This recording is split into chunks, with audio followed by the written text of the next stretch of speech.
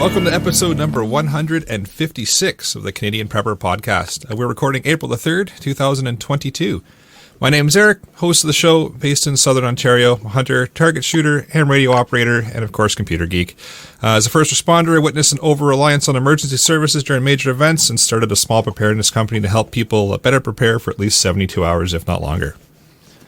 I'm Carmen. I'm in BC. I am a micro-homesteader, wife, general domestic guru, and I love sharing my knowledge with others, and everything from canning to throwing an axe. Hence, that's why she does not get harassed. Not in my land. I'm Scott, a first responder from Ontario. I like learning things, and I worry about our fragile infrastructure. And I'm Jeff, and I'm based in Central Ontario. I'm a target shooter, ham radio operator, and general overall handyman. I'm Alex. I'm in Eastern Ontario. I'm a homesteader, carpenter, and amateur bushcrafter. If you want to help support the show and keep Canadian Prepper Podcast on the air, buy some swag. We have both the Canadian Prepper Podcast t-shirt and the tactical Velcro patch at www.prepperpodcast.ca. All proceeds help keep the lights on and the backup generator fueled. And if you're enjoying the show, please take a few minutes and like us on Facebook and submit a review on iTunes. We also want your feedback, good or bad, or just if there's a topic you want us to cover. You can send us an email at feedback@prepperpodcast.ca. All right, so we've got some budding content for you in this episode. We're going to start off with some recent news articles. Then we're going to get into what we've done for our preparedness since the last episode. Then we're going to get into the main topic of spring planting, getting your gardens ready. So let's move into the news, shall we? All right, so I've got an article here just in relation to prices in Germany are looking to be jumping between 20 to 50% as of tomorrow.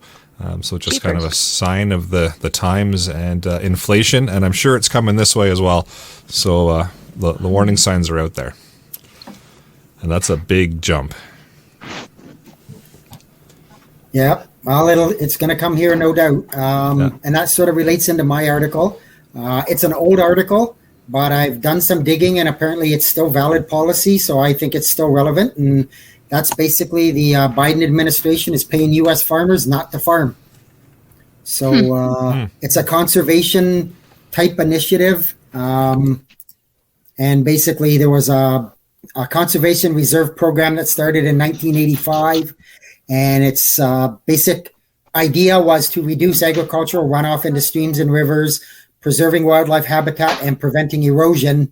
And now, again, this article is for 10 years at a time, and apparently they are going to continue to rent those farmlands, but they're not going to plant anything. So, oh wow, that's interesting. Like with all of the shortages that are coming, you would think they would wake up and say, you know what, maybe we should have a second look at this policy. Yeah, we want to prevent all this bad environment stuff, but we still got to feed people too. So, cheapers. Yeah. Nope. Yeah. Common sense is out the window.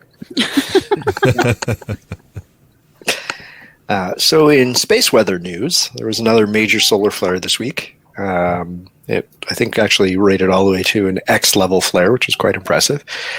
No damage, but the sun is certainly getting more active. So I put a link to the Space Weather Prediction Center at NOAA in the notes. And the news article has some stunning photos of the flare by some of the solar observation satellites that they have up there. So that was pretty cool. Second article, talking about the Russian military using commercial radios and ham HF frequencies unencrypted. Couple of various reports say they're being spammed. I've read heavy metal, K-pop, a couple of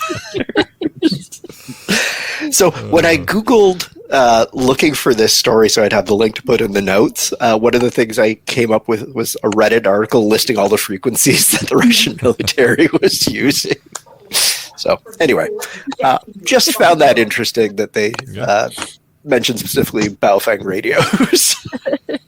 Yeah, I had heard that those the Baofangs had committed an appearance over there. So that's interesting.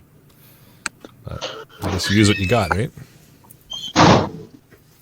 I heard they have a song on repeat that they're trying to just switch channels and trying to find the Russians again when they switch, and it's like a song that keeps repeating over and over and over again. I go crazy. That's what I read. Just play the song that never ends. Yeah, there you go. Yeah, and just keep it going. If I get some time this week, I think I'm going to fire up a web SDR and see if I can listen to some of those frequencies that you're talking about on Reddit there, because it might be entertaining to hear. That would be. Alex, do you have anything you want to talk about for the news section, or shall we move on? Well, I don't want to shill for the news station that shall not be named, but it is newsworthy to note that here in Ontario, we've had two mass death situations amongst small flocks of chickens due to confirmed avian flu. And when I did have my vet out here on Wednesday and asked her how concerned I should be about it, she's like, well, it's not here yet, but you should definitely be cautious and look out for the signs of mass casualties and call in any of your birds that just you find dead. I happened to find one dead and called in the number. They said I should be fine if it's just the one, because, chickens die. But it's definitely something to keep a lookout for small flock owners. Good to know. All right, shall we move into what we've done lately for preps? Sure. Yeah, so with everything going on in the world and Ukraine and whatnot, I've been thinking about cyber attacks, EMPs and stuff. So I've been trying to make sure all my digital backups are sort of well looked after and take a couple of things offline and playing around with some of the Faraday boxes. So I've got a couple of different techniques that I've been playing with and sort of seeing what I can get to work. Re-listen to our What's in the Box episode to get some ideas for like, what did I mean to put in the box when we were talking about that last time? So, I've been playing with Bluetooth, sort of Bluetooth, Wi-Fi, and cellular just as, it's not perfect testing. But I actually drove up to one of the cell towers around here, so I had like amazing cell signal just to see how much I could block with it. So tinfoil in a Pelican box actually works pretty well. So is the tinfoil for your hats or actually part of the box? I buy it in bulk, so So both. Got it. So both. Costco pack. Yeah. And then with the season coming and this episode, I've been thinking about gardening, but I'm not the expert, so I've been thinking about gardening, and let's come and learn some stuff. Nice. Jeff, anything for you? Not really. It's been a slow week for me. So, fair enough. For myself, and I swear Scott did not put me up to this. Slowly starting to amass some bits and pieces for possibly building a gasifier. So I was able to potentially hunt down a 100-pound propane tank we can use, and slowly picking up other bits and pieces as we go. So we'll see. It's a plan, anyways. It might happen, it might not. But it has begun. The parts have at least started to appear. So we'll see. Excellent. The plan is in full motion, Scott. No. That's why you came back for this episode. Yeah, that's why you came back for this episode. Yeah, exactly. Obviously. It's not for the carbon monoxide. Oh, 8 minutes, 55 seconds. There it is. That's it for me this week.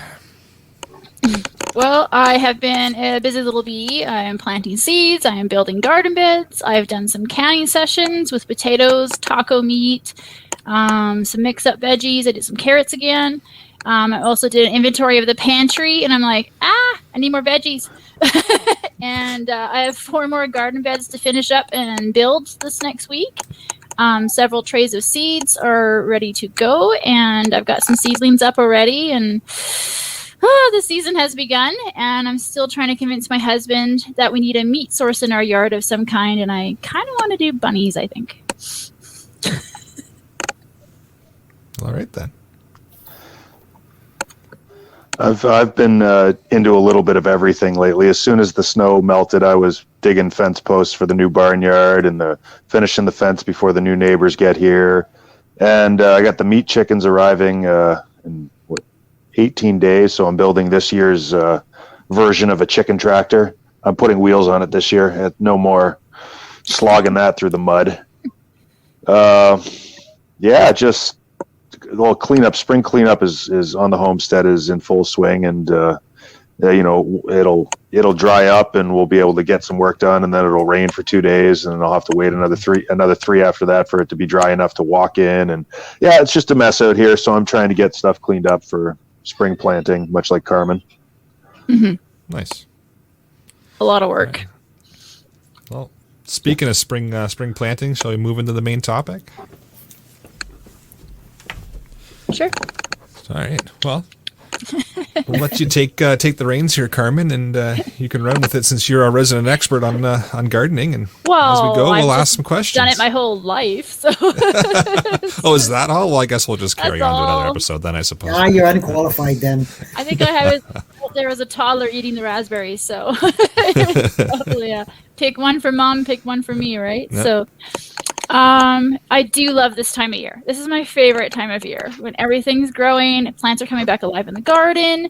You're starting to see what survived the winter. And of course, the seedlings under my light system are just starting to pop out of the soil, and I just can't explain. As a gardener, you just want to be in there. There's so many things to choose from in gardens these days. The choice is yours. You can kind of do whatever you want these days. There's hundreds and hundreds of varieties of veggies to pick from. Even some rare Asian seeds are now quite popular, even in like stores nearby I have now. For those of you who are starting a garden or going on a decade or more kind of a thing, it's still a challenge to pick what plant and what things to focus on. I just lost you guys. I don't have anything. Are you guys there? Still here, if you can hear us. Yep. It just went blank for a second and it flipped for me. So sorry about that. Just wanted to make sure I was still talking, I guess. I don't mean to expose here, but I'm just going to chit chat real quick. And then you guys have a whole bunch of questions here too. So I do want to put my 2 cents on the table here, that we should all be planting at least 3 or 4 things this year. Potatoes being the survival food, you can survive off of just eating potatoes. It has been done. There's a guy who did it for 379 days. He did lose some weight, but his weight balanced out at about 180, I believe, and he was a 6-foot tall man, so that's still pretty skinny. But you can survive off of just potatoes if you had to. So it is one of those survival crops that I would have. The next would be a dry bean of some kind. So your pinto, your navy, your cassoulet beans. Plant a whole bunch of those. They're nice little bush beans. You don't need a trellis for them. Just plant them right in the dirt and keep going. And lastly, some kind of root crop like carrots or beets or that kind of a thing that can be stored in some damp sand in the cold room over the winter, that kind of thing. Something just to keep, teeth sharp, as they say. If you do have more space, add in corn and winter squash. Add on your onions and your tomatoes. Of course, in the fall, you'd be planting garlic in the fall. Of course, then there's cucumbers, peas, all the other guys after that. So you can kind of add on to your heart's content. I do like to have a herb garden just for flavors, for dehydrating your herbs, for your own herbs. It is a lot nicer than the store-bought ones. I find store-bought ones are very, very dry. They kind of lose some of their flavor there for yourself. So if you do have a lot of space, invest in some fruit trees, invest in some shrubbery like blueberries and raspberries, and of course, even a small 6-foot double row of strawberries will get you about 6 jars of jam if you collect everything, freeze it, and then process it in the fall, kind of a thing. All of these things can be canned, dehydrated, stored away for long-term storage, mixed together for meals, or even eaten on their own right out of the can. I do wish everyone this year would start a garden. With these food shortages that are happening, it might just come down to you eating potatoes at some point. So I do fear that a lot of people are going to go hungry with this shortages, and I am planting extra this year in order to give out to family and friends and coworkers, kind of a thing. So it'll never really go to waste. As soon as you bring something to work with you, they're just like hordes. Oh, it's from your garden. I want that, But I do hope everyone plants a garden this year. I guess that's question time. All right. That's just my statement. Plant a garden. Yep, there we go. That's the end of the episode. Plant a garden. We're done. See you next week. Exactly. Well, I'll start it off. I've just got one question, considering that I am a non-green thumb. Pretty well any plant that I touch seems to just die. So What is the best / easiest to grow for a non-green thumb?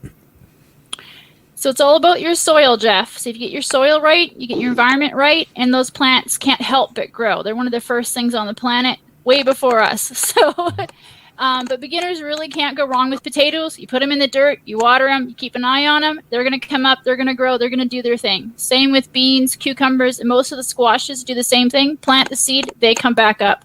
Pretty hard to kill, actually. I've got zucchinis that self-pollinated and had seeds out in my garden because I must have left zucchini out there, but there's baby zucchini plants coming back up again. Things like carrots and any of the root vegetables, also very easy. They just take a little bit more process when you actually start the seeds, kind of a thing. But yeah, potatoes, beans, cucumbers, and squashes are pretty they do their own thing. You just got to give them the right conditions more than anything.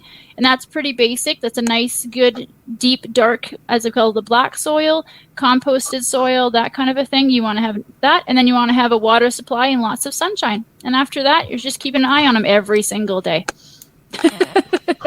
All right. I'll be reaching out for a little bit more advice when I get my my raised gardens built, which is going to be coming up in the next week or so. I'm going to build a few raised gardens. So you can also cheat on your first year of gardening and just buy starts at the plant stores. So you can buy baby zucchini plant, baby cucumber plant, baby broccoli plant, baby everything, except for you can't get baby carrots or that kind of a thing. You have to actually do those for seed. But you can get a lot of things as babies at the garden center and then practice your growing from there. And then maybe next year get some lights and start planting indoors ahead of time, so you have a longer season, a longer harvest. So. Okay, so on that question then, so I do have another question then. Just for something for the winter time, I've bought or inherited an arrow garden. Could you actually use that to start your seeds? You could. Yep. You could use that. Could grow some romaine lettuce inside the house. Have it for a salad. That's kind of the idea when the snow's out there. Romaine lettuce is easy to grow. You can plant the seed, and I guess 5 weeks later you'd be harvesting for your salad. So it's very quick. Wow. It's very quick. Good to know. And there's mini romaines now. They only grow like 4 or 5 inches high, and you just cut them off, and it's just enough for a salad. They're so cute. Look at that. Awesome. Do you want me to continue with some of Darius's questions there, Eric? Yeah, I was just going to say, if we want to get into those, we can start out with the first one. Just an understanding of zone numbers, because I know that's something that you hear about in regards to your growing area. If maybe you could help explain what's behind that. So, for instance, I'm in a 5B, 6A type zone, which means in the winter time I get down to -20 to -24 sometimes. And I will have that cold period happen for almost about a week or so. So it's really about the hardiness of the plants in your zone. So if for anything that lives year after year, like your trees, your shrubs, your some of your perennials, like your daisies and stuff like that, they all have zones. So they all have that maximum temperature that they can freeze to and still come back the next year and survive. So when you're talking about zones, you're talking about how cold it gets during the winter. That really has nothing to do with vegetables until you have that frost date. So there's the frost date of when the frost leaves and then when the frost comes. And that growing window, every zone has so many days, for instance. So in a 7B zone, like in Victoria, where Ian is usually, he's got a huge growing zone because his frost date doesn't happen until November and it leaves in March. So he's got that whole year to grow within with no frost happening. So anything he grows in that season can grow and not have a frost burn or anything like that. Where I am, my last frost day is about May 1st to May 15th, roughly. So around there, I won't have any more frost after that. I can plant seeds in my dirt and not have to worry about anything coming up and being killed off by a frost. So, and usually you plant your potatoes or your sunflower seeds 2 weeks before your last frost. So I'm coming up to my potato planting section pretty soon here. And things like tomatoes and peppers, you want to start growing them 8 weeks before the last frost if you're growing them inside. If you're growing them outside, you have to wait till that last frost date happens before you plant that seed, and you will have a shorter time of harvest. So that's what zones give you, is that time of growing. I assume this is all published somewhere on the internet. Oh, People yes. can look it up for their thousands of specific articles. areas. Yeah, there's thousands of articles about it, but where your area is, and your local garden center will know exactly what zone your area is. Perfect. So that's probably a good spot to start. Figure that out and then expand out from there. All right, awesome. His next question is, what options do I have when my yard is surrounded by acidic fir trees? These don't affect the soil as much as you think. They kind of directly below them, it will affect it because there's so many needles falling on that earth. But even 10 feet away from a tree, you're not going to see that many needles on the earth there. And they're not going to get mixed into that kind of thing. On top of that, most vegetables can handle acidic soils. It's when they get too alkaline that they start having issues with root development and things like that. So more acid is kind of okay. Think of peat moss. Peat moss is very, very acidic, and a lot of people put peat moss into their mixes for compost and things like that. So it's not as bad as you think. Plus, over the years and over the time of you adding compost and adding things to to amend your soil, that soil is just going to get better and better, whether that fir tree is right there or not. So it does kind of cancel itself out. Well, that's good to know. Right underneath the tree, yes. Like with needles dropping on your plants, no, you're in trouble. So avoid underneath, but anything in and around should be all right. You should be okay. Yeah, good to know. Best plants that will survive a rapid weather changes, so both extreme hot or extreme cold. Any suggestions there? This is hard. It really depends on your area, too. It kind of depends on, is it a baby plant or is it in your harvest? Is it almost done growing or is it just starting to grow? That being said, it's very hard to fault potatoes, squashes, any of the root vegetables. They're under the earth. They are not really affected by what's going on up above. They might have some issues here and there. Like carrots really don't want to get too hot, but they can take heat if they need to. It's just they need to have moisture in that case. Does that make better sense there? And then like most of the things will just keep ticking along because they're mostly root vegetables, leafy vegetables. It all comes up to whether you're watering or not when it comes to heat. And when it comes to cold, there's frost, and then that's it. Gotcha. So you can go right down to plus 2 degrees Celsius overnight and they won't die. But if you go to minus 2 Celsius overnight, they will die. So there's a fine line in the sand there where they're just not going to come back. Especially tomatoes. Tomatoes like to just So it boils down to, again, just kind of researching what it is that you want to grow and matching it up to your zone. Exactly. And then deciding from there what's going to survive best in your growing zone.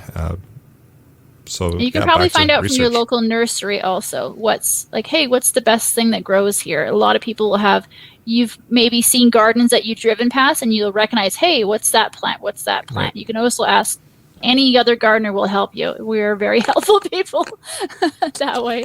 Oh, good to know. Yeah, it never hurts to talk to people and ask because there's resources around you. It's just a matter of not being afraid to ask questions. And it's certainly not like it's a competition, I'm sure. No, it's not. If anything, the only competition you have is at the local fair where I've got the biggest zucchini or the biggest pumpkin. That's as competition as gardening gets. Otherwise, it's oh, have you tried this or have you tried that? Oh, try this time. It's constantly feeding itself. If you know someone down the road that has a kick-ass garden that you saw last year, go talk to them when they're out in their garden. Say, hey, I saw your garden. I love the look of it. Can you help me with a question I have? And they will be right there at the fence telling you what to do. So, we're very, awesome. Very helpful. Garden people usually are. So, it's a pretty grumpy old man before they don't talk. So, all right. How about high yields for high yield plants? That might be a good idea to plant for if you're trying to feed a large family. Green beans and cucumbers. Green beans. Even one plant will provide enough for one person for the whole season. They are amazingly productive plants. Bean plants are just awesome, especially if they have the right growing conditions and right water. They just overproduce, if anything. And then there's your squashes and your potatoes after that for actual production. As you know, everyone tries to give away zucchini every summer. They're just highly productive that way. Potatoes can be also winter squashes, like butternut squashes are quite nice because they keep very well through the winter. You don't have to really, just a cold room is good enough for them. And then there's just carrots and beets and things like that. I mean, you're planting so few seeds and they produce a huge carrot, you know what I mean? So production wise from seed to to food is pretty high. I do like tomatoes, especially if you have a hothouse or a greenhouse that you can grow them in. You will have a lot of yield from one tomato plant even. So, yeah, they're pretty decent that way. Awesome. And the next question up is, how would you test or treat soil for better growing conditions? So there are test kits that you can get. Your local nursery does have soil test kits, whether you're acidic, alkaline, where you are on that balance.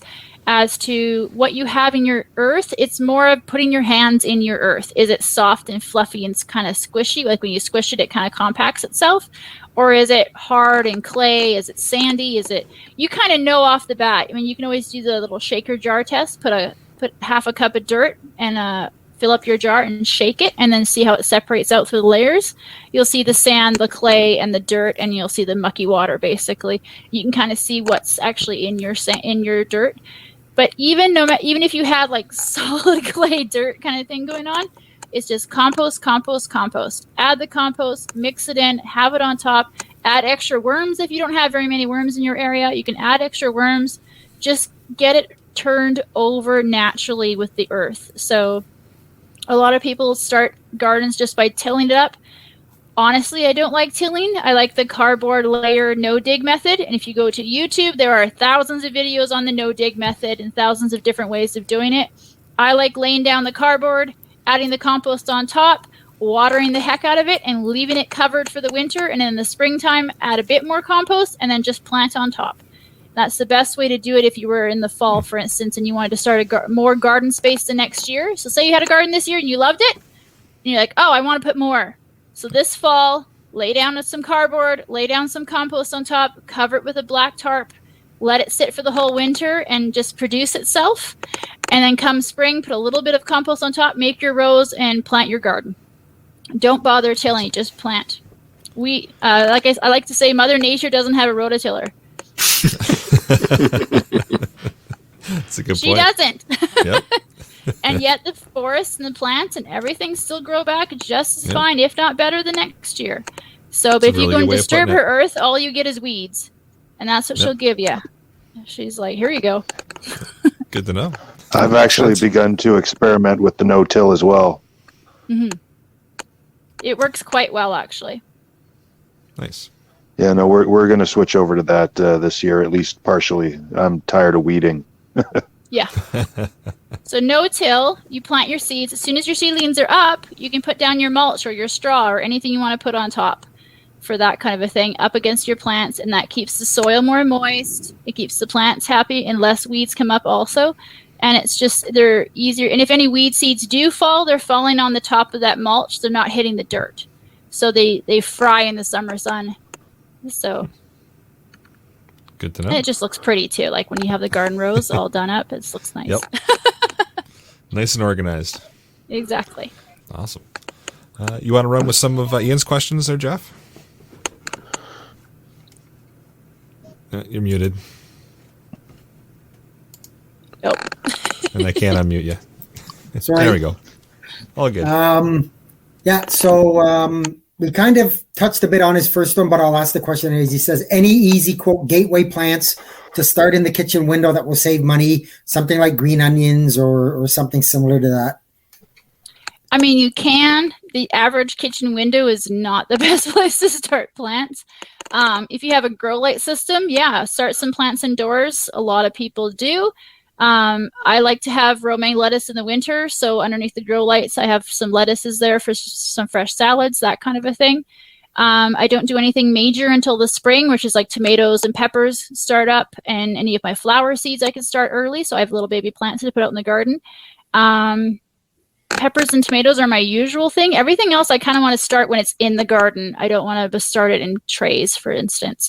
So there's only a little bit that I grow. I do start my onions inside. I start them in January of all times. Like my onions are about 6 inches high already, and I'm going to give them their first cut pretty soon, just to moisture them. So by the time they're ready to go in the garden, I have basically green onion sets to put into the garden. So I'm starting a little early on those.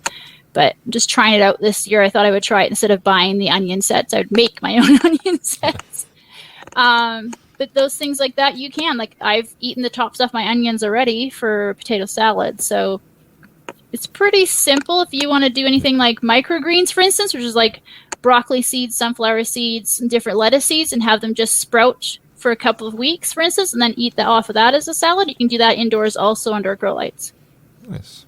Awesome. We've got a couple suggestions in the live chat too. Yeah. So we've got Freya here that says kale, lettuce, and even radishes. I would not have thought about radishes, but that's probably not a bad idea. Oh, yeah, radishes. Yeah. Radishes are a good cover crop too, because they grow up so fast, and you can just get rid of them and throw something else in there right away too. You could do a winter wheat also, just for cheaters. We've got Kara here that says turmeric, ginger, herbs, lettuces are good for the window. So, some good options. I haven't tried turmeric yet. I'll try that. Yeah. Awesome. And we've got, so some more we questions. sort of touched on the next one as well again, but just a refresher. So what's the best month to start your seedlings? And I know you mentioned the growing zones and all of that. So, So on your typical seed package on the back, it will say if growing indoors, start X amount of time before your frost zone. So most tomatoes are 8 to 10 weeks before your frost zone is over. A lot of some of the other peppers and stuff are even longer than that. There's some flower plants, for instance, which are 4 weeks before last frost. It kind of says right on the package there for you. So reading your packages is one of the better things to do, actually.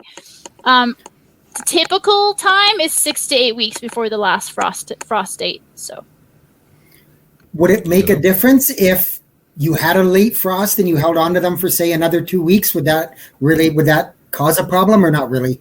Once you've got them, you end up with a plant that could get a little tall, could get a little stringy. Growing plant lights, you want to have them as close to the plant as possible. So if that plant's already 6 or 7 inches high, you're running out of space usually with your light systems. So you have this like stringy plant that's been strung out on grow lights for almost too long, and it wants to start producing flowers. It wants to start doing things. The typical plant that it wants to produce its harvest, produce its fruit, right? So right around the 6 to 8 week mark is when most plants are like, okay, now I'm going to start flowering, or now I'm going to start putting out the shoots that I need for my flowers, for instance. And that's when they have extreme root growth happen. That's when they have extreme growth happens all of a sudden. You think, oh, the seedling's barely moving, and all of a sudden she's another extra 6 inches high in 2 days. She's hit that kind of growth spurt that happens right around the 6 week mark. So with tomatoes, usually we repot them into larger pots when you're indoors still and put them underneath, a separate grow light, like a big grow light, and then move them out to the garden from there. Or I move them out to the greenhouse at that point because the greenhouse is warm enough, but the outside world isn't yet. So it really depends. If you start too early, you could have a plant that gets to that growth spurt and it's in a little teeny tiny cell pot tray and it's not going to go anywhere. It's just going to burn itself out. It's not pretty. I like to start late just for that reason, because you never know. Maybe you have a very cold spring that's happening and your frost line has been moved 2 weeks on you, and you putting a tomato plant out is going to be too cold, for instance. So, yeah. Kind of depends on your area.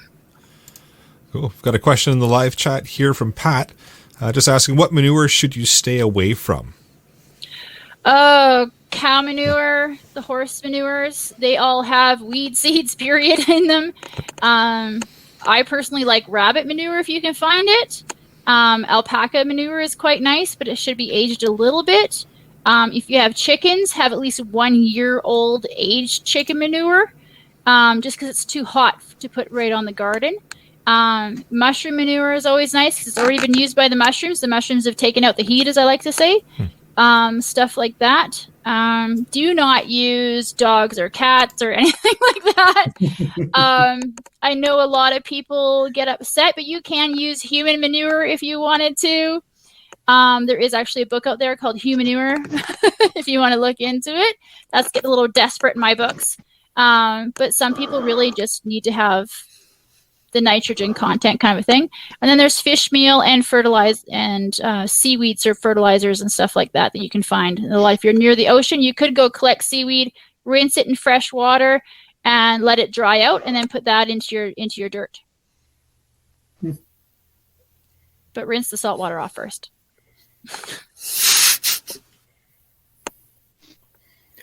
So kind of another start ahead So the question is, anything that has the greatest benefit to start ahead of time in the house to maximize its yield?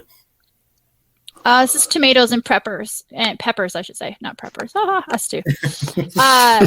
But tomatoes and peppers, just because they have such a long, they just keep growing, they just keep producing. So if you can get ahead of that curve and have them producing fruit as early as June, you have right from June till the frost date in your thing to produce those tomatoes. And tomatoes continuously grow. They're a vine. They just keep growing and growing and growing. Unless you have a determinate type tomato, which is a tomato that will only grow about 4 or 5 feet high, like Amish paste and San Mazzaro's. Those ones are like a bush tomato, and they will keep producing right till the end also, but they won't keep growing. Do you know what I mean? Like they might produce a couple of smaller fruit near the end, but they usually have one big fruiting that they do. So, but your average vine tomato that you know, a beefsteak tomato that you want to cut up for your hamburger, for instance, it'll keep growing right till it dies of frost. So the sooner you get that girl growing and started in the spring, you're going to have more production over the summer for it. All right. The next two questions we've more or less covered off. Basically, what was idiot-proof plants and plants for sandy soil. So you said, root vegetables and that kind of stuff. Mm-hmm. So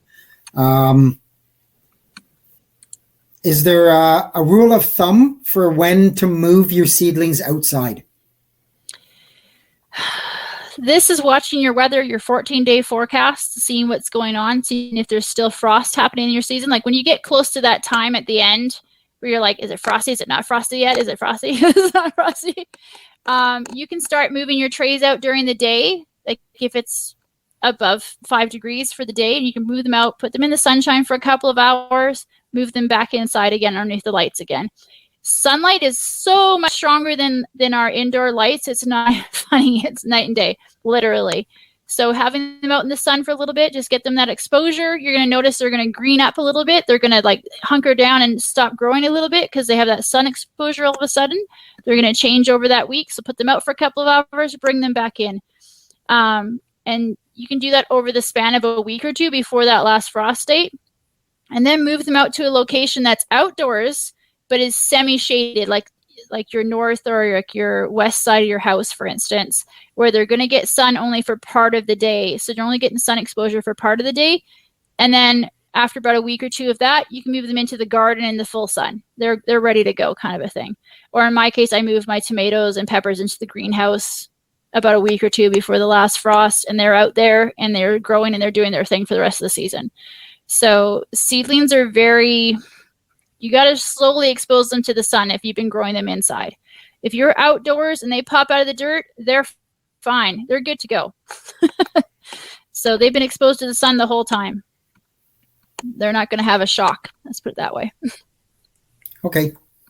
You also take your cue from local farmers. If they start planting, it's probably a pretty good idea. You can start putting stuff like corn and other things in the ground as well. Mm-hmm. Especially corn. I wait for the corn guy down the road to put his stuff in. And I'm like, oh, it's time. It's time. I'm going to do mine. So he's not going to spend all that money and all that seed money and all that time if he thinks it's going to frost. So he'll be on it. That's a good point. Yep. He's got another question here, and I'm not sure, but we'll throw it out there. He says, what produces the most calories per input? Would it be a potato? If so, what strain? I'm honestly not 100% sure on this one. I mean, potatoes are kind of the survivor food, so you could survive off potatoes, like I said earlier. That's a hard one. It's probably one of the leafy vegetables out there, like kale or something that is, I can't stand kale.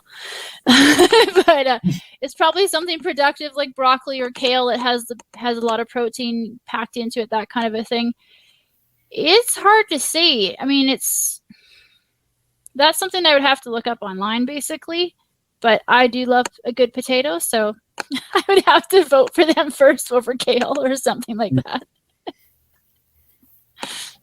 And so the next question, and I sort of thought about this one, but I didn't put in my question.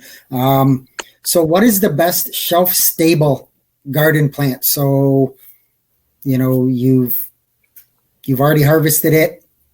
What's the best shelf stable plant, or what you should grow? So you can keep carrots in damp sand, like in a bucket. You just layer of sand, dampen it, put the carrot in, layer of sand, carrots, layers, and dampen it the whole time. And just take that bucket and set it in your cold room, and you'd be good for almost a year or two. Carrots are awesome that way. They just sit there and we're happy. And there's a lot of root vegetables you can do the same things with the beets and the turnips, same kind of a thing. A lot of the winter squashes you can keep for quite a long time, get right into the following spring, sometimes into the summer, depending on if your cold room is nice and chilly enough and it's cool enough. Of course, onions and garlic and things like that you can harvest and keep for quite a long time also. I like canning things away, so I got 10 to 15 years on those babies, so I don't really worry about that, but you can do cabbage in a cold room too that lasts quite a long time also once it's in there and wrapped up and it's good to go kind of thing. I sun hardened my squash, and I had forgotten a strawberry crown squash in my garage that I found this winter from harvest in 2020. And it was, I didn't dare eat it, but it was still pretty solid. Like it was, still looked good. It still looked good and it felt solid. I was like, all right, I'm not eating this. I would have cut it and tried out and see what its flesh looked like on the inside. So I wasn't testing my luck. You never know what's crawled inside at that point. Yeah, no, but I was going to say a sun-hardened squash will last forever as well, given the right conditions. Oh, yeah. I've got a question here from the live chat again from Pat, just asking, what's a good low-cost covering for your garden? Covering, do they mean by dirt or do they mean by covering for the winter? Yeah, it's a great question. Or mulch. If it's a covering color mulch, there's old hay, there's hay bales that fall apart for farmers. You can grab that.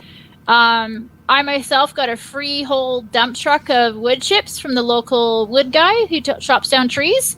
I'm like, just dump it. And I got a whole bunch of wood chips free from him because otherwise he has to pay the landfill people.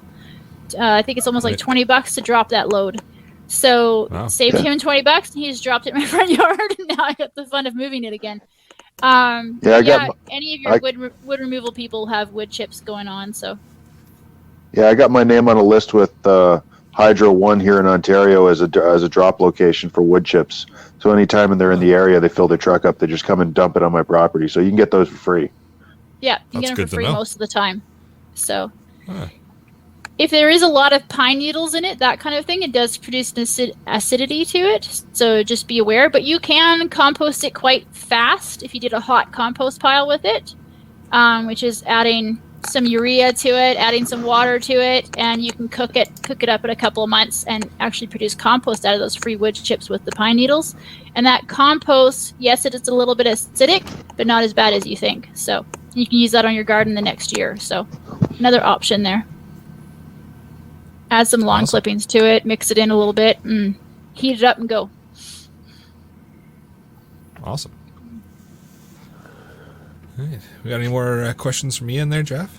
No, we've covered the last one there. So I think if she means like covering dirt, like for the winter time, for that kind of thing, you can get some cheap tarps at the dollar store and just tack them down and cover up your dirt for the winter time, so that you don't have weed seeds falling on there and you don't have stuff happening on your garden.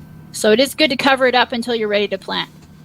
Otherwise, you have weed seeds and stuff that produce in the fall and blow everywhere. So if you want to do a new bed. Or as Freya mentioned, if you've got leaves, just blow all the leaves straight into your garden and let them sit there over the winter. Oh, that's the best. Yeah, leaves are awesome. All right. You got some questions, Scott? Yeah, for beginner gardeners, would you recommend more of like a raised bed garden or traditional, till your yard and throw some seeds in? What do you recommend? This is according to your yard. So if you have a small yard like me, I'm doing raised beds because that's what looks pretty inside the yard that I already have, which is all gravel and shrubs right now. So, and a hillside. So I've put some raised beds in to select out, this is where it's going to go. And I've brought in my dirt, brought in my wood chips. So everything there is kind of what I've only been able to have. Yes, I could bring in a whole bunch of dump trucks of dirt and cover the whole gravel area with dirt and just have a traditional garden. It just wasn't feasible for what's going on in my suburbia. Now, if I had an acre or two and I've got land, then yes, I would do a no-dig garden straight on the dirt. That's the easiest way. You know, less infrastructure to deal with, less things in your way. You can use a little garden tractor if you wanted to even. You can use a lot more of those little tiny utility tools to work your garden rather than just hand labor like it is with a raised bed. But some people like really tall raised beds, so they can be right there. They can pick their vegetables. They can weed almost as if they're at their kitchen counter kind of a thing. So it really depends on what you're doing there. Now, raised beds do have one thing where they have better circulation for your water, and they heat up a little bit warmer in the spring. So they're less likely to have problems with seedlings and stuff like that because they have good drainage and they have good sun and good warmth. So whereas in the dirt, sometimes you get dips and valleys and you can have flooding on your garden and things like that. So that kind of a thing can happen. If you get a really heavy rain, you can flood out part of your garden. So with raised beds, that doesn't happen. So it depends on your environment and what you have available to you. If I had the land, yeah, I have a 50-foot rows going, baby.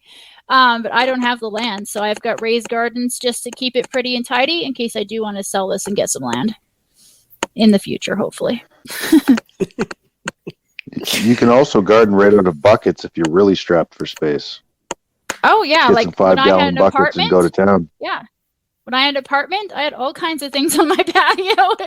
It was a little bit of a jungle out there. It was awesome. You can have, I had lettuce year round in this big window there and everything with their little trays. So you have indoor plants, you have outdoor plants, the same kind of thing. Plant is a plant, really. Just some of them are food. Cool. In terms of setting up a garden, what do you need to do to protect it from the wildlife who sees it as food? I prefer big fences myself. Unfortunately, because I live in suburbia, I've only got 4-foot high fences here. If I had it myself, I would have a 6-foot fence around my garden of at least an 1-by-1 wire to make sure that critters and things like that could not just walk into my garden and take away my cabbage. With deer and humans, you want at least 6 feet, just to, you know, and if it was a solid fence, that's even better because then they can't see what's on the other side and they don't want to come in anyways. So if you want to make a little palisade around your garden area, go right ahead if you have the land. If not, you are dealing with deer and critters coming into your garden. It's very hard to protect a large garden unless you have a fence. And even then, I would electrify that fence for critters. You have a line down low, about 3 inches off the ground, 2 to 3 inches off the ground. You can have a line there, and you can have a line near the top also, just for things trying to think about putting their paws up to jump over, for instance. They're going to get zapped. So on top of that, if you have a guardian dog, you could have a guardian dog outside your smaller 4-foot fence around your garden to keep critters away. It's probably the only way to do it if you're out in the woods is an actual guardian dog to keep critters away. Yeah, I run a 3-foot fence around my garden and my dog, which my dog can't jump, but it keeps everything. He keeps everything else out of there as well. Exactly. So it's one way to do it. What do you recommend for seed preservation? Cold rooms, freezer? Is there a different quality of seeds from various sources of vendors? Do you harvest your own seeds year to year? If I'm looking to have more seeds available maybe than I'm actually gardening with, so that if I need to scale up the project at some point, how do you recommend managing your seeds? Your average veggie seed that you get at the store, like say for corn, for instance, it's still viable for 8 to 10 years. It's just, say out of 10 seeds at the 8-year mark, you're only going to get 3 or 4 of those to actually propagate rather than all 10. Whereas in the first year that seed was produced, you might get 9 out of 10 produced out of that seed. So it just goes down for viability after that. But a cold room, I've used one of those photo buckets for separating out my seeds, and I've got all the packages and their little labels, the tomato seeds, the pepper seeds, whatever, etc. And then I've got all those in my cold room. So they're in the chill room. A lot of people do freeze their seeds for longer term. I haven't quite experimented with that myself. I hear that you can just keep them in the freezer and then bring them out, and they should be just as viable as year 1 or 2. But I have never tried it, so therefore I'll be like hands off on that one. Go for it. But cold room's just fine. Collecting your own seed is hard. I do have a wonderful book called The Complete Guide to Saving Seeds. I don't know if you can see it right now. There you go. Right there by Good. There's lots of seed books out there about how to collect your seeds. I've done cucumbers, pumpkins, squashes. All those guys are pretty easy to collect from. Carrots is a bit harder because you have to go into a second year of carrots before you'll get actual carrot seed. And things like that. So there's stuff to experiment in your garden if you want to keep some in there for the season and let it come back up the next year and flower. It's kind of cool to do. And everyone's had their lettuce go to seed before. That kind of a thing. I let some broccoli go to seed last year. I'm just experimenting as to if it came back this year or not. So I'll be looking at that pretty soon. But you can collect seeds from most of the vegetables that you do produce in your average garden. And of course, seed potatoes is another thing. Like you can keep your seed potatoes over the winter. There are a number of ways to keep them over the winter so you can plant them in the spring again. So there is that factor too, especially for potatoes, which are kind of nice. So there's ways to do it. As to companies and things like that, try and find one local. They're the people that are producing seed in your area. So they're conditioned to your area. So I'm in BC. I like West Coast seeds myself, but a lot of people even on the East Coast will buy from West Coast seeds just because they have really good product. And then there's other things like Vessies, a bunch of other mail order companies out there for seeds, Burpee seeds, all that kind of stuff you find in the store, McLean seeds and things like that. Just go with a reputable dealer. If you'll see them, they're out there. There's a couple of them out there. You can go for your local seed exchange on Facebook also. There's a lot of groups for seed exchanges now where people are like, oh, I've got this type of tomato. Would you like to try it? And they exchange seeds that way too. So you can actually do that.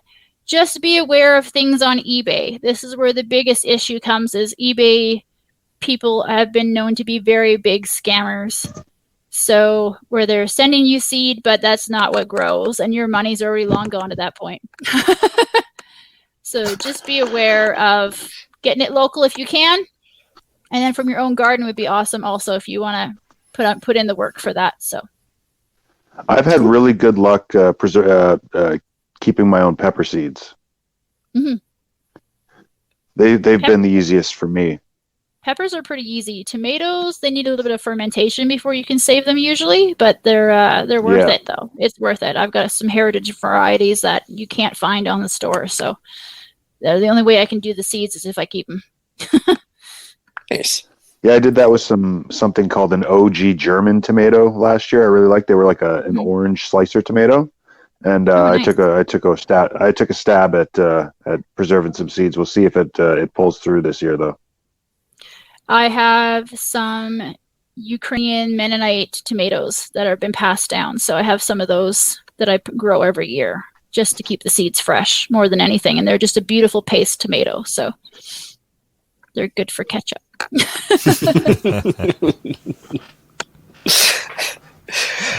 In terms of watering your garden, do you guys recommend a weeper hose dug into the soil, a drip watering system? Obviously, plants need water. What's the best way to deliver it? I like a drip system, especially if you have larger plants like cabbages, etc. Then they all have their drip kind of a thing. When it comes to like carrots and all the tiny stuff, I like to have just a good soaker hose that's going through, laying on top of the soil just to soak down. If you have to, use a sprinkler, but having it on the earth is where you want your water, especially in a vegetable garden. You don't want the leaves getting sprayed, especially tomatoes. They hate getting wet. They're just pesky little things. Same with peppers. They want to keep their heat. They don't like being sprayed down. So it's water the dirt, not the plant. So no matter what you're doing, think about that when you're watering your stuff. So having a big overhead sprinkler just going, you're wasting water. Number one, and number two, it's not that effective for the plant.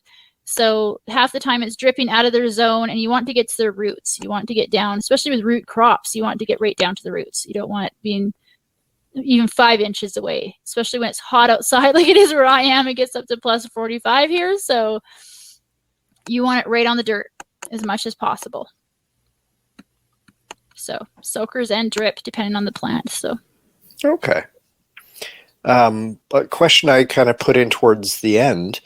What are some of the biggest pitfalls that beginner gardeners are going to get tripped up by? doing too much your first year. Pick 5 or 6 plants that you love to eat and grow those, and grow a lot of them. Grow them well. Learn how to grow the ones that you love the best first. Don't go picking some random mashed potato squash, for instance, and try it out, and you don't know if you even like to eat it or not. Buy what you eat first and grow what you eat first, and try it out. Know how your potatoes grow. I love potatoes. I've grown them my whole life. I can go out. I'm buying weirdo varieties now just to try them because I know I can grow them and grow them well, and I know how to grow them. So, but start off with what you eat. Don't get hooked into some fancy schmancy stuff that you see like, oh, I want to try that. You can try it. It's just get your top 6 to 10 down that you eat that first year. Then the next year, once you have some chops, you can go and start experimenting and trying things out with different containers, different things that you're doing, that kind of a thing. Add some flowers to your garden. That's the other thing. A lot of people just think it has to be this like vegetables. Add some marigolds. They're really good about, and things like that. Add some flowers into your garden. It doesn't have to be just food. You want to have those pollinators come by for your plants anyways. So the flowers will attract those pollinators, and you'll get a better harvest from your tomatoes because you have some cosmos nearby, or you have some mint nearby that's blooming, for instance. So you want to mix and match your plants a little bit that way. Is the other thing That I see. mint It's is just obvious. too sterile. Mint's in its own pot. It's in a bucket, right? Yeah, it's in its own Yeah. pot. Do not plant mint in the dirt. Number 1 for a beginner. Do not plant mint anywhere in the dirt. They are for pots only. Otherwise, it will take over your whole garden. That's one of the few things I know about gardening. And sage is just as bad. I have the people who were here the people that gardened in this garden before, they planted sage as part of like the display of the shrubberies. There's sage everywhere in my yard. It is a plague upon me. So I dig it up every spring, and there's still 4 or 5 bunches that I miss, and then they spread their seeds everywhere, and it's pretty bad. But yeah, stick to what you eat the first year round, and then you can, if you still want to try a mashed potato squash, then have a mashed potato squash. But make sure that you have your typical butternut squashes or that kind of guys that you eat all the time. Grow those first and learn them first. That is one of the biggest pitfalls, is trying to do way too much their first year. Just stick to 6 or 10 plants and grow them well, and research them and give them exactly what they need. So, and go from there. Don't overplant. People plant too close together and end up strangling themselves out. An example is 7 cucumber plants last year gave me 10 quarts of pickles. 7 plants, 10 quarts of pickles. So you don't need 15 plants of pickles. You don't need 20. You don't need a row of 20 pickles. You'll have so many pickles, you'll be giving them out left, right, and center. You only need 1 or 2 zucchini plants. You do not need 6. Unless you're feeding like 5 boys and 4 girls kind of thing. And even then, I'd be surprised if 6 zucchini plants would put you back. You only need 1 or 2 of that kind of a thing.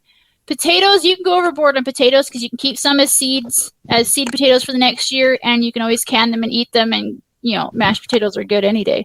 So, and carrots, you can always have extra carrots because kids will eat them as the garden goes by through the summer. You're going to lose half your crop to children anyways when it comes to carrots because they'll just pick them and keep going, which is awesome. Peas are the same kind of thing. You can never have too many peas or beans, in my opinion. But yeah, you can cut back on the cucumbers, trust me. But yeah, you don't need as many plants as you think because the harvest continues quite a long time, for a month or 2 of harvesting. So. And I would also suggest pay attention to companion planting, or rather enemy planting, as I call it. You don't want to have cross-pollination between things that don't go well together. I had cucumbers cross-pollinate with tiger melons last year, and it was the worst tasting. It was horrible. It was so bitter. It was just ungodly. Yeah. Stick to your separate and plant that was all groups. because of yeah, I wasn't paying attention, and that happened to me. We also got squatter melons one year. We called them spaghetti squash and a watermelon mixed together. It was very strange. Yeah, keep your plant types apart. So if you have two different kinds of peas that you want to grow, they're on opposite sides of the garden. I got these Alaska peas, what I call the green peas. Or you have the Alaska peas, your split peas basically on the one side, and on the other side of the garden, I had the green beans on the opposite side, just to make sure they didn't cross-pollinate too much. So you want to make sure that you keep those plants separate, not right next to each other. Yeah. Same with zucchini for instance, and butternut squash. I keep them on separate sides also. Keep them apart from each and other. corn as well. If you're going to grow varieties of corn, like you're going to have your peaches and cream, and then you're going to have something else, I recommend at least 25 feet between each row or each section of said corn. And if you try and grow popcorn, have it on the opposite side of the house, like half an acre away. Otherwise, your regular corn will be a little bit more small and tiny and hard than you think. So it does not dry well. But popcorn is really fun to grow, though. I do advise it. Do it at least once. Grow popcorn. It's a different kind of corn. It's a different kind of corn, but keep it way separate from your regular corn because it's a tinier kernel and it's a tighter kernel, and it dries out very quickly. So, and then your regular corn just goes to shot. So it's not good. But yeah, the best thing you can do for your garden every day is to visit it. That is the number one prescription for gardening, is to be in there every day. Visit your seedlings every day when they're underneath the lights. Make sure they have their water, make sure everyone's happy, check on things, harvest what you want and need to harvest right then and there. If you notice a tomato's ready to pick it, because the next day a bug's got it or someone else has attacked it, and that tomato's going to be gone. So, yeah, the best thing you can do for your garden is visit it every day if you're growing it. Well, that's awesome. It's a really good spot to start, and you've definitely answered a couple of my questions. I'm going to change a few things around here. Is still very much so new to the gardening thing as well. So appreciate all your time and information. I'm sure it's going to be useful to everybody that's listening. So there's one question there from Pat. If you don't, sure, yeah. I'll ask it because it's kind of interesting to me too. So he wants to know, how deep do you till your garden? How many times, and when's the best time to do it? I don't till. I just add compost and I kind of mix it into the top inch or two of dirt. So tilling brings up seeds from the past that have dug down deep, mostly wheat seeds. So I don't till. Even if I were to start a very, very large garden, I would not till. I would basically lay down a whole bunch of cardboard, like your basic no-dig gardening kind of premises. I'd lay down cardboard or some kind of surface and kill off what was there, and add compost on top of that, and then wait over the winter for the next spring to grow in that surface, and just let it go. And like I said, Mother Nature doesn't have a rototiller. So there are ways to start your garden. If I'm doing a really big garden, I'd be starting in the fall, and that would be laying down the cardboard, collect it over the whole summer if I can, or protect local recycling center, go ask them for a brick of cardboard, and lay it down and add your compost on top and cover it for the winter with a black tarp. And then come the spring, planting it. You might tilt the top surface a little bit, and that's about it. Yeah. Yeah, your feed stores will have a lot of large squares of cardboard as well available. That's where I get mine between the pallets of feed and seed. So you can go there and they'll have it ready for you. And furniture I would vote on the too. no-till as well. Yeah, furniture stores have large pieces of cardboard that they usually are compacting up. But if you can get a hold of them and go, hey, can you collect it just for a week for me and I'll come pick it up? They'll let you do that also at furniture stores, because you have your fridge boxes and your sofa boxes and stuff that come in, and that's some nice pieces of large cardboard to cover up a lot of space.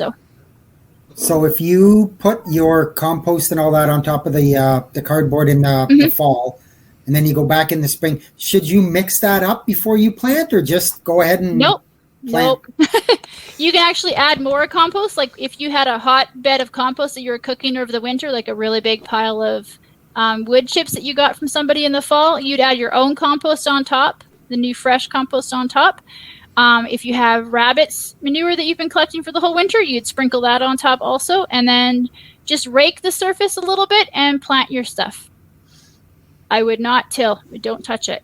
Mother Nature's got her layers already set up. She's got her worms moving. She's got everything going through that. All the micronutrients that's in there is getting its process. So as soon as you disturb those layers that she's created, you're going to end up with weed seeds and no nutrients for the plant roots. The plants have to go down into those layers, and they'll pick up the nutrients as they get there. Yeah, that's a discussion for a whole nother day on permaculture and the damages of modern agriculture and whatnot. Mm-hmm. That's how we got to where we are right now. Yeah. Yeah, no, modern agriculture, as you were asking earlier, Jeff, why they're paying people not to farm land is to give that land a break, because desertification can happen easily when we're introducing synthetic fertilizer chemicals into the land over and over and over again. You're just adding and not.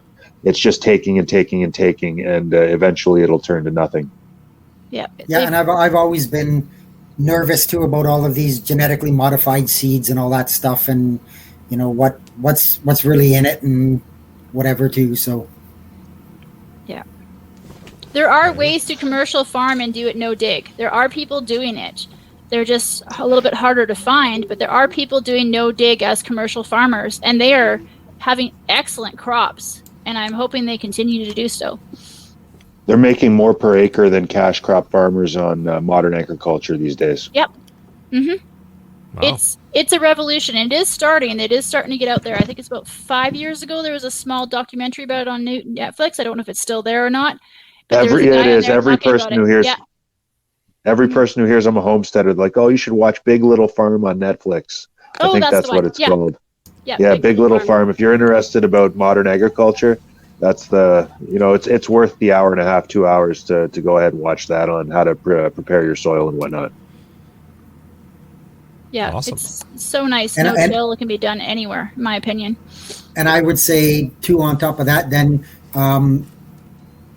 you should be cognizant, I guess would be the word, to like how much do you rotate your crops so that you don't have the same one planted in the same place all the time? Would it deplete? I only the rotate when there's been a problem. Do you do that or not too much? Or well, I only rotate when there's been a problem. So I rotate my tomatoes every year for to avoid nematodes, but that's just more my area. That's an issue in my area. Yeah. But you can rotate if there's a problem. Yeah. So if I had really bad squash bugs one year in one area in one of my beds, that no squash there for a long time. Like I'll move them opposite, far away from wherever that was, and I'll even remove that dirt sometimes because squash bugs are terrible. But for like tomatoes, like you said with the nematodes, if you have an issue, that's it. I remove everything and it's gone. That's gone because I've got raised beds. I have the option of taking that dirt right out and getting rid of it. But if you're actually in a garden situation, then you just don't plant in that area again for at least 2 or 3 years. You put something else there, like a cover crop, like a winter wheat, or even like some beans. Beans love everything. They change the soil wherever they go. They're real nutrient. They put nitrogen back in the soil, in fact. So you can always plant some bush beans, some cassoulet beans would be really nice. They're so tasty. But yeah. Well, awesome. That's some good information. And like I said, I'm going to be changing a few things around here, and I'm sure some of the listeners are going to be changing some stuff as well after listening to the episode. So appreciate you guys taking the time to come out and share your knowledge. Yeah, I apologize for my camera work. We have a fresh batch of kittens here, and I was trying to juggle them while they were everywhere, and I was trying to make it look professional. But it was well done. It was some really good cat wrangling you had going on there. That's good. Yeah. Well, with that, shall we move into the podcast challenge? Sure. So your podcast challenge for this week is start a planter on your kitchen windowsill with something that you would otherwise throw out. A green onion, celery, chive. Just give something a try, see what happens. Awesome. We've got some upcoming events. Maple Seed is starting up again. Check mapleseedrifleman.com/events to see what's going on in your area. And as we've been saying the last couple of weeks, the annual Preppers Meet is starting back up. So that's in Desborough, Ontario, running from the 7th to the 10th of July. So you can check out annualpreppersmeet.com. They've got a Facebook group as well if you're on the Book of Faces. So you can check that out. I keep saying every week, it's a pretty good outing. Lots of good, knowledgeable people that are willing to share all kinds of information. So it's worth checking out if you got some time over those days.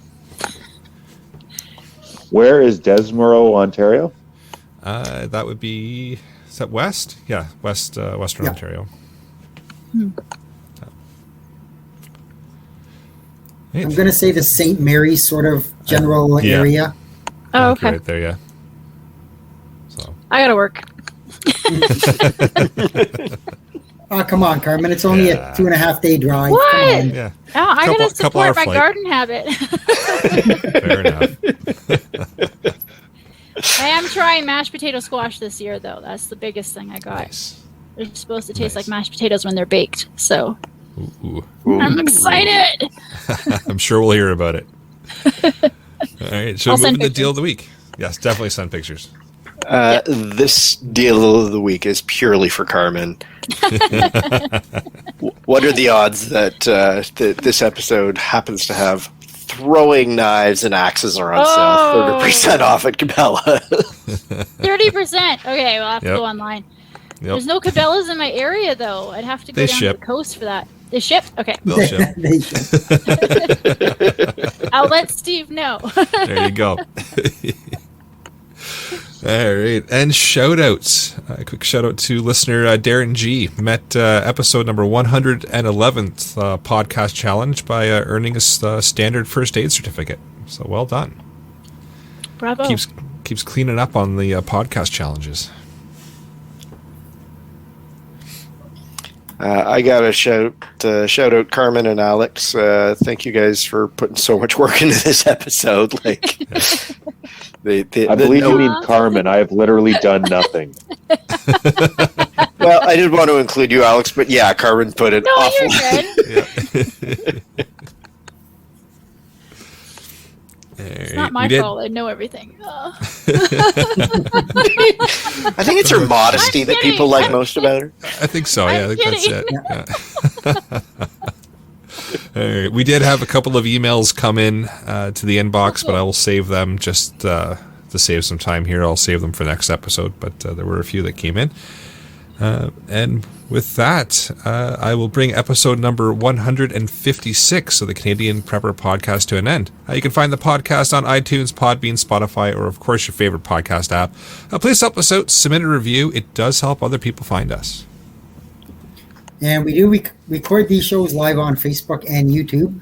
If you want an early peek at the shows, please subscribe to the YouTube channel, Canadian Prepper Podcast, and click the notifications tab. That will give you an alert when we go live. If you've got any questions for me, you can just send it in to feedback@prepperpodcast.ca. I am also not responsible enough to have my own email address, so it's monitored at feedback@prepperpodcast.ca. I am responsible enough. So I can be reached at microsetting@gmail.com, and I would love to connect with you. If you have any questions, let me know. Awesome. Any way to get a hold of you, And Alex? I do not check my email nearly enough at all. Fair enough. If you want to get a hold of Alex, you can flip an email to feedback@prepperpodcast.ca as well. I'll make sure it gets to him. Smoke I'm about signals once as a well. Smoke signals work? Perfect. Just send smoke Yeah, signals. smoke And signals. skip email altogether.